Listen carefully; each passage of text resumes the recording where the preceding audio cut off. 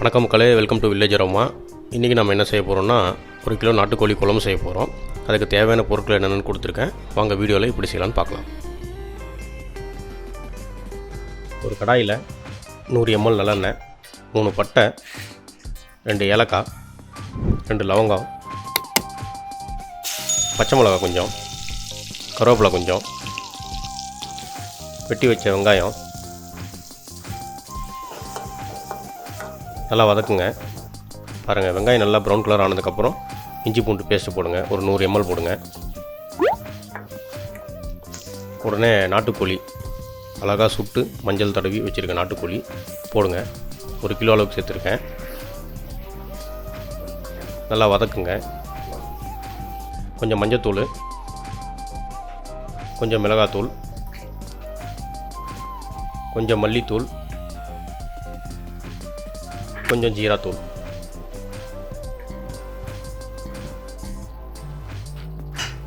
நல்லா வதக்குங்க. ஆட் பண்ணி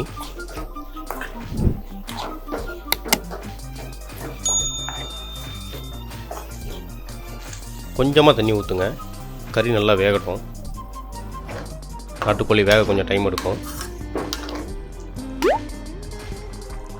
இந்த மாதிரி கொதி வந்ததுக்கப்புறம் கறி வந்துச்சான்னு செக் பண்ணிவிட்டு தக்காளி போடுங்க. அது கொதிச்சிட்டு இருக்கட்டும். இந்த சைடு ஒரு அரை மூடி தேங்காய்,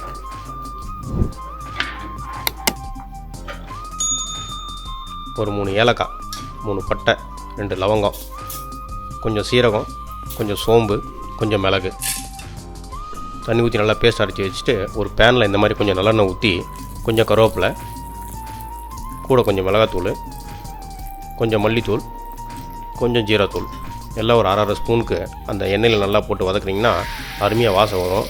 அரைச்சி வச்ச கோகனட் பேஸ்ட் இந்த மாதிரி போட்டு அதோடு நல்லா இந்த பேனில் நல்லா குக் பண்ணுங்கள். அந்த தேங்காவோட பச்சை ஸ்மெல்லு எல்லாமே போயிடும். இந்த மாதிரி குக் பண்ணிங்கன்னா இந்த பக்கம் பார்த்தீங்கன்னா கறி வெந்துருச்சு.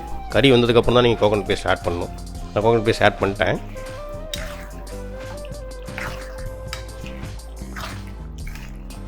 உப்பு போட்டுக்குங்க. இதுக்கப்புறம் கொஞ்சம் பெப்பர் தூள் போடுங்க.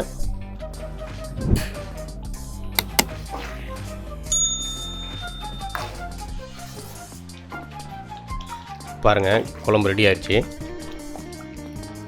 வாங்க டேஸ்ட் பண்ணிடலாம்.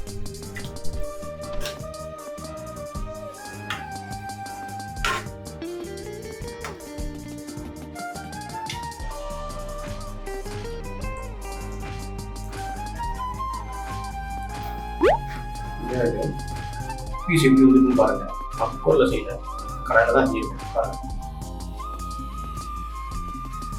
பாருங்கள், சாப்பிட்டா வந்து குக்கரில் வைக்காமல் கடையிலே செஞ்சு பாருங்க. அதான் இந்த மாதிரி நிறைய ரெசிபிஸ் இருக்குது. ட்ரெயின் பண்ணிக்க. வில்லேஜ் அரோமா லைக் பண்ணுங்கள், சப்ஸ்கிரைப் பண்ணுங்கள். மறுபடியும் நெக்ஸ்ட் வீடியோவில் சந்திக்கலாம். தேங்க்யூ.